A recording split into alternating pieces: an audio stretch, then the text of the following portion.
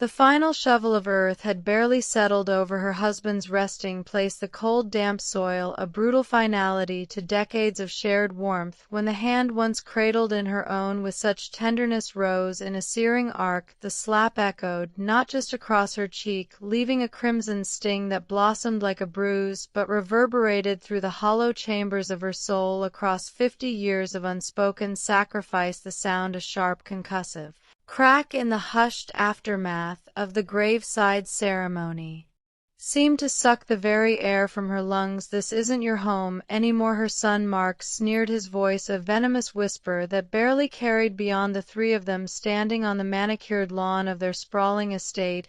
His eyes that once held childlike adoration and absolute trust, now cold and distant, utterly devoid of recognition, utterly devoid of humanity. "Get out," the words razor-sharp sliced through the thin veneer of composure she had meticulously maintained through the grueling funeral, through the past few agonizing years of silently watching her beloved John wither away from an insidious illness. His final breath had been a whisper of her name, a fragile sigh that left her anchorless adrift in a world suddenly devoid of his steady presence. And now this betrayal, raw and agonizing, surged through her, a bitter tide threatening to drown the last vestiges of her strength. She felt it, a visceral clenching in her gut, a burning behind her eyes that refused to spill tears. She had poured her very essence into this family, into this boy, nurturing him, supporting him through countless childhood scrapes, through rebellious teenage years, through college tuition and job searches, building him up, sacrificing her own dreams, her own comfort, asking for nothing in return but the quiet acknowledgment of her love, a reciprocal warmth she now realized had never truly existed. But gratitude, it seemed, was a currency long devalued, if it had ever held any worth at all in their eyes. His wife Stella, a woman whose delicate features and perfectly coiffed blonde hair belied a core of granite, and a calculating mind, watched from the doorway of the grand house, a ghost of a smile, cold and triumphant, playing on her carefully painted lips from the moment Stella had walked through the threshold of what was her home, the home she and John had built from the ground up, brick by painstaking brick. Stella had systematically, relentlessly claimed ownership of every space, every memory, every cherished artifact. She had suddenly, then overtly relegated the narrator to a mere phantom, a temporary guest, an inconvenient shadow in her own life, in her own sanctuary. The very air in the hallway crackled with an unspoken triumph, an electric current of malevolence that left her reeling, yet oddly awakened. A flicker of something deep within her ignited a chilling calm, born not of resignation but of an ancient simmering resilience descended upon her. It was the quietude of a predator long dormant, now stirring the world so recently, a blur of grief and shock sharpened into an almost painful clarity. Every object, every scent, every sound in that house she had called home for decades registered with a new-found intensity. The scent of stale potpourri, Stella insisted on, cloying and artificial, the faint echo of John's laughter from a distant memory, now just a whisper, without a word, without a tremor in her hands that still tingled from the impact. She walked past them, past the son who had just struck her, past the daughter-in-law whose gaze held a victorious gleam, and up the familiar stairs that now felt alien, each creaking step a betrayal of its own, a mournful lament for what once was her bedroom, once a haven of shared dreams and intimate whispers, felt like a museum of a life that no longer belonged to her. Dusty with the ghosts of happiness, a small, well-worn suitcase was pulled from the back of the closet, its faded leather a testament to travels long past, to adventures she and John had promised themselves more of. She packed with an almost surgical precision, her movements economical, devoid of overt emotion, a few changes of clothes practical and unassuming, chosen for their anonymity, her worn leather-bound journal filled with private thoughts and observations, a cherished sepia-toned photograph of John, young and vibrant, his arms slung around her both, smiling into a future they had painstakingly built, a future that now seemed a cruel mirage, and perhaps, though she wouldn't admit it, the last vestiges of her broken heart carefully tucked away where no one else could see, hoping the darkness of the suitcase would conceal its fragile vulnerability. The only thing she intentionally left behind were the stack of meticulously organized mortgage documents neatly placed on the polished mahogany table in the living room, a silent, potent declaration that she refused to utter aloud, a riddle for them to solve, and her dignity, which though wounded and bruised, remained defiantly intact, a beacon in the encroaching darkness. It was a dignity built on years of quiet strength, of enduring hardship, of living with integrity. The night swallowed her whole, a merciful inky blackness that promised anonymity, promised oblivion. She drove without conscious thought. The hum of the old sedan John had insisted she keep a comforting drone against the pounding in her head, the chill seeping into her bones, until the flickering neon sign of a nameless motel appeared through the rain-streaked windshield.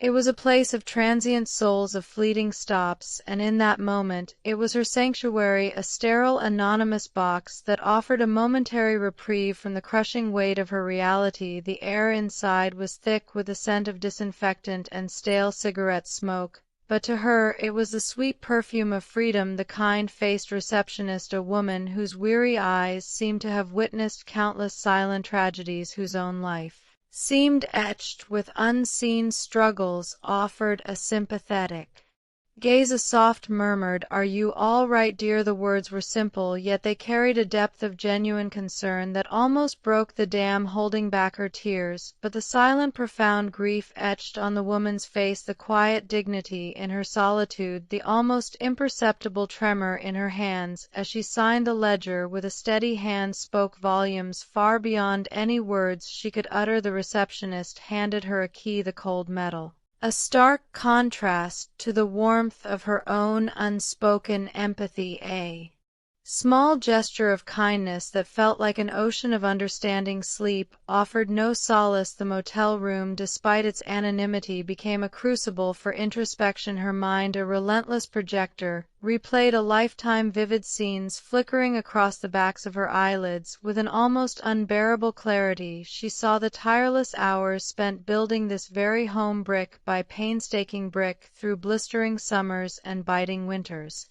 Her hands blistered, her back aching, but her heart full of dreams. She recalled the relentless grind of mortgage payments that had shadowed every paycheck for over 3 decades, the endless nurturing of Mark from infancy to adulthood, a devotion so complete it had bordered on the erasure of self, a quiet sacrifice for his future. They saw a meek, aging woman. They saw someone easily dismissed, a relic of a bygone era, someone whose utility had expired, but they had failed to see the architect behind the facade, the silent engine that had powered their lives, the financial strategist who had meticulously managed their resources, the unwavering force that had kept their family afloat through lean years. Tucked away in a small, unassuming safety deposit box at the very bottom, beneath old insurance policies and her grandmother's forgotten jewelry, were the meticulously preserved documents, irrefutable proof, a legal fortress that she was not just a co-owner but a co-signer on the very mortgage that kept the roof over their heads, that entitled her to every single square inch of the property. It was her name, bold and clear next to John's, her late husband. John, a man of profound foresight and unwavering, boundless love, had possessed a chilling prescience, a profound understanding of his son's underlying ambition and Stella's corrosive, avaricious influence. He had seen this day coming, a dark premonition of his own child's potential cruelty, a fear he had sometimes whispered to her in the dead of night with a quiet, meticulous precision known only to him and their trusted lawyer, Mr. Thompson. He had subtly, discreetly woven a legal tapestry of protection, a fail-safe designed to activate if Mark ever dared to betray her. He cast her aside like so much refuse to deny her rightful place. John had understood the true nature of their son, a cold pragmatism hidden beneath a veneer of charm, a lesson she was now learning firsthand in the most brutal and unforgiving way imaginable, the first rays of dawn filtering weakly through the motel room's flimsy curtains, painting the worn carpet in stripes of pale yellow, brought not despair, but a quiet, formidable resolve. It was the calm before the storm, a chilling stillness that belied the earthquake about to unfold beneath their feet. She had always been a woman of action, even if those actions were often unseen behind the scenes powering the family. Now her actions would be felt. A single phone call, made from the chipped plastic phone by the bedside, shattered their illusion of unchallenged dominion with a calm, unwavering voice, a voice that surprised even herself with its newfound strength, a strength forged in the fire of injustice. She instructed the bank to halt all mortgage payments, revealing with understated power her undeniable legal connection to the property they believed was solely theirs. The bank representative, a young woman named Sarah, initially confused by the unusual request, quickly grasped the gravity of the situation as she recited account numbers and legal clauses with precise clarity, her words cutting through the early morning silence like a sharpened blade. Sarah's tone shifted from routine query to one of professional concern, recognizing the weight of what was being said. Within hours, the familiar click of new locks echoed through the house. She had just left a series of dull thuds that were to her a symphony of reclamation, an unseen hand asserting its absolute authority, its undeniable ownership. Andrew and Stella basking in their presumed victory, perhaps already planning their lavish redecoration, would soon discover the true meaning of ownership, the true cost of their cruelty. By the end of the week, a stark, unforgiving notice from the bank emblazoned with official seals and dire warnings would land on Mark's doorstep, a cold official declaration of mortgage breach, a prelude to the unraveling of their complacent, carefully constructed world. It was a quiet act, yet its repercussions would shake their world to its foundations. Her gaze drifted not to the bleak motel room, but to the ghosts of a cherished past, to the vibrant memories of a life meticulously built. She saw the young couple they once were, John and her, standing on an empty plot of land, sun-kissed and hopeful, dreaming of a future, of children, of laughter filling rooms that didn't yet exist. She remembered the first mortgage payment in 1987, a monumental sum that felt like a lifetime's earnings, yet paid with a shared excitement for their burgeoning family, a testament to their youthful optimism, the countless sacrifices made to ensure the dream of this home never faltered. Each extra shift she took at the small library, each carefully budgeted penny meticulously set aside, a testament to their unwavering commitment through economic downturns that threatened to swallow them whole, through John's prolonged illness that drained their resources and their spirits. She had been the silent, unwavering force, the bedrock upon which their lives were built, the tireless guardian of their shared dream. She was the one who managed the bills, who oversaw the endless repairs, who painted the walls in comforting shades, who nurtured the sprawling garden until it bloomed with vibrant life, who made the house a home, not just a structure of wood and brick. Yet Mark and Stella, in their profound arrogance, blinded by greed and a sense of entitlement, had systematically erased her contributions, meticulously rewriting the family history to cast themselves as the rightful inheritors, the sole proprietors of this domain, dismissing her as a mere caretaker who had simply occupied space, a relic to be discarded. They had moved in after John's illness worsened slowly, suddenly, like encroaching vines taking over every aspect of their lives, asserting their presence, until her own identity and her own home had simply faded, becoming translucent. The whispers of Stella's friends, overheard during late-night visits about the old woman needing to move on, had always stung, but now they ignited a fire. A meeting was convened, not of reconciliation, but of a quiet inevitable reckoning. The invitations discreetly sent by Mr. Thompson's office simply stated a necessity to discuss final estate matters with the formidable assistance of her late husband's lawyer, Mr. Thompson, a man whose stern demeanor hid a sharp mind, decades of legal wisdom, and a deep loyalty to his longtime client John. She initiated the activation of a critical legal clause, a hidden weapon within the will that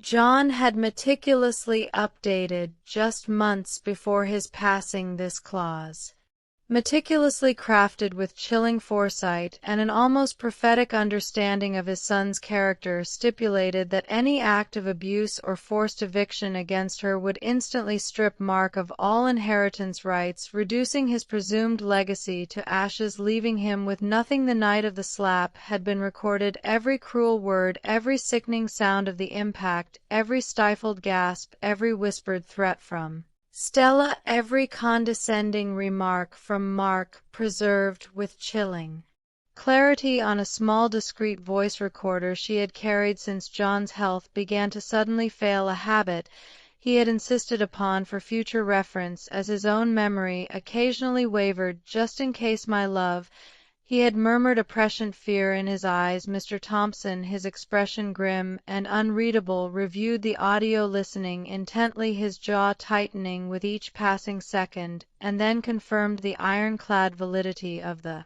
clause, its language precise and unequivocal, leaving no room for doubt or legal maneuvering. She was no longer a victim, she was a strategist, a chess master, moving the pieces into place with cold precision, meticulously preparing to reclaim her life, armed with the undeniable force of the law and a newfound steel-hard resolve. The raw pain of the betrayal had sharpened her mind, stripped away the last layers of her quiet acquiescence, revealing the formidable woman who had always existed beneath the surface, waiting for her moment to emerge. The family gathered, a tense silence hanging heavy in the opulent arid living room, the grand chandelier sparkling overhead, a stark contrast to the darkness about to be unveiled. Mark and Stella sat stiffly on the heirloom sofa. John had adored their faces, a mixture of smugness and ill-disguised impatience, a thin veil over their certainty of imminent victory. They believed this meeting was a mere formality, a rubber stamp on their new reign, unaware of the impending storm about to break over their heads. Other relatives, distant cousins, John's remaining siblings, a few bewildered nieces and nephews, shifted uncomfortably, sensing the palpable tension that permeated the air. She sat composed and still in a single armchair opposite them, her gaze steady, almost serene, a stark contrast to the coiled fury and steely determination within her. Mr. Thompson, standing by the fireplace, began to speak, his voice calm yet authoritative, laying bare the legal updates concerning John's estate, details that slowly began to chip away at Mark and Stella's smug expressions, replacing them with a growing unease. Then, without fanfare, he reached into his briefcase. He retrieved a small, unassuming device.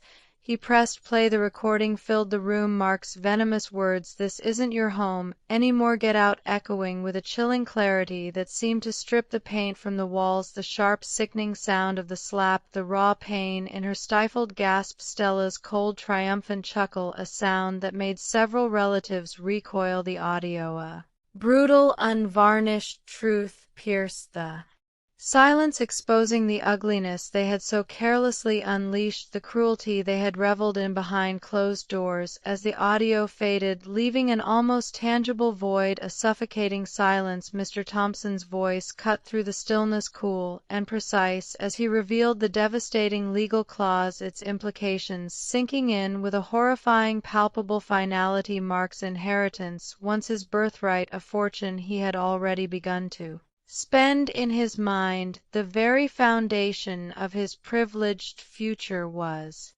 now null and void, an empty promise, dissolving into dust. His name, once synonymous with air, was now stripped of its power. Gasps rippled through the room. Stella's carefully constructed facade shattered, her face blanching to an ashen white, her eyes wide with a mixture of terror and disbelief. Mark's jaw went slack, his eyes wide with a dawning horror, a realization that his world had just irrevocably crumbled. He looked at his mother, then at Stella, then back at his mother, a silent plea in his eyes that she refused to acknowledge. The narrator's silence, now imbued with a crushing weight of revelation, thundered louder than any accusation, any protest she could have ever uttered. It was the silence of a woman who had found her voice not through shouting or accusation, but through irrefutable, devastating truth, delivered with the precision of a surgeon's scalpel. Reality, a brutal, unforgiving wave, crashed down on Mark. The arrogant swagger, the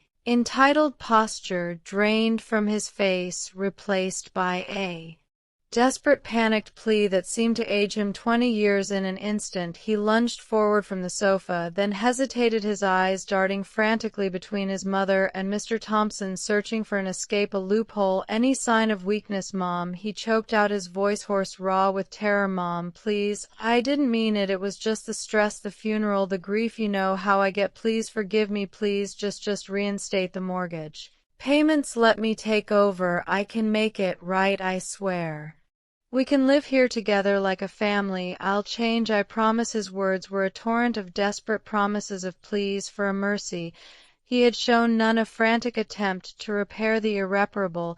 He was no longer the arrogant, entitled son, but a terrified boy facing the complete demolition of his imagined future, a future built on stolen inheritance. Stella, beside him, remained frozen, her eyes wide, staring blankly ahead, her carefully crafted world dissolving around her. Her voice, when it finally came, was steady, devoid of anger, devoid of hatred, yet firm as granite, utterly unyielding. I forgive you, Mark, she said, her eyes unwavering, holding his gaze until he flinched, unable to meet the clarity in her gaze. But I will not fix this for you. The simple declarative sentence hung in the air, a final, unshakable boundary, a chasm she refused to bridge. There was no anger, no vindictiveness in her tone, only an absolute clarity, a profound sense of self-possession she had never fully realized she possessed. She acknowledged, not just to him, but to herself, to every corner of her being, that she was no longer the silent woman who had been invisible in her own life,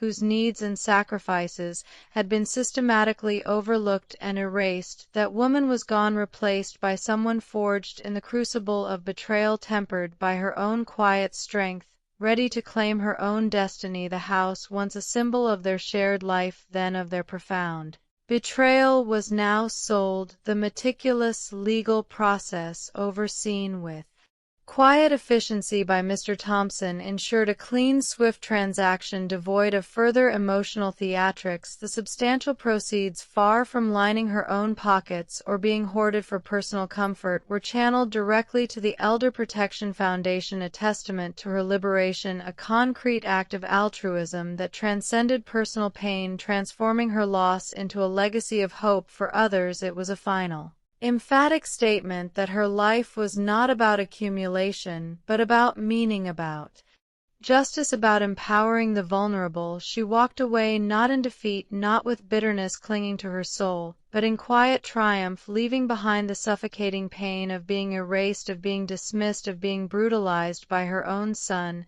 and his calculating wife. Her journey, a deliberate pilgrimage of healing and rediscovery, led her thousands of miles away to a small, secluded cabin nestled by a pristine crystalline lake in the heart of Alaska, here amidst the vast, untamed wilderness, where the air was crisp with the scent of pine and wild berries, and the silence was broken only by the mournful call of loons, the distant howl of wolves, or the gentle lapping of water against the shore. She found a profound and unexpected peace. It was a freedom from the emotional turmoil, from the insidious control, from the suffocating expectations of a past that had almost consumed her, a past now safely, irrevocably behind her in her new home. A sanctuary built of rough-hewn timber and panoramic windows, gazing Out onto the shimmering lake, reflecting the majestic mountains that cradled it, she awoke each morning not with a familiar ache of sorrow or the phantom sting of a slap, but with a burgeoning sense of boundless freedom and renewed purpose. The cold Alaskan air, crisp and clean, filled her lungs, invigorating her solitude. Once a feared companion that had whispered loneliness in her ear became a source of profound connection, a communion with nature, with the deepest, truest parts of herself she had long neglected. She spent her days walking the silent snow-dusted trails, fishing in the glassy ice-cold lake, her hands no longer trembling, reading by the crackling fireplace as blizzards raged outside, and simply being. She gardened in the short, intense summer, planting hardy wildflowers that burst forth with unexpected color, mirroring her own late blooming strength. She taught herself to carve wood, transforming simple blocks into intricate figures of animals and birds, each cut a meditative act. She had lost a house, yes, a physical structure that had housed so much pain and so many illusions, but she had gained an immeasurable wealth, truth, clarity, and the indomitable power to reclaim her life, her voice, her very essence from this tranquil sanctuary, far from the judging eyes of society and the clamor of a life unchosen. She began to record her story, not for revenge, not for personal gain, but for resonance. She shared it quietly, at first through online forums dedicated to elder abuse and women's empowerment, then with increasing confidence through small, intimate virtual gatherings, connecting with women across the globe who had faced similar struggles, the invisible mothers, the dismissed wives, the undervalued women whose voices had been silenced by circumstance or cruelty. She guided them, empowered them to find their own voices, to break free from their own silences, to understand that their worth was not defined by the expectations or dismissals of others, but by the quiet, formidable strength that resided within them, waiting to be unearthed. A final message articulated in a voice now clear and resonant, imbued with the wisdom of experience and the peace of a soul finally at rest, resonated with a quiet yet formidable power that transcended her own personal narrative. Silence isn't weakness, it is often the profound, unyielding preparation for something infinitely stronger. It is the time when seeds of resilience take root, when clarity emerges from chaos, and when the quiet strength of the spirit gathers its formidable, undeniable power. She extended an invitation, a beacon of hope to all who would listen, her words echoing across digital spaces, reaching hearts far and wide, touching lives she would never personally meet. Find your voice, your story matters, you are not alone. It was a testament to the enduring human spirit, a promise that even in the deepest betrayal, the quiet strength of a woman's heart could not only survive but thrive, becoming a guiding light for others. Her journey, a solitary path from a shattered past to a peaceful present, transformed by an act of ultimate self-reclamation, became a universal anthem of resilience, a quiet revolution of the soul. The silence, once a burden, had become her loudest, most profound declaration, a testament to a life finally lived on her own terms, a legacy of strength whispered across the wild, open spaces of Alaska, finding echoes in the hearts of women everywhere.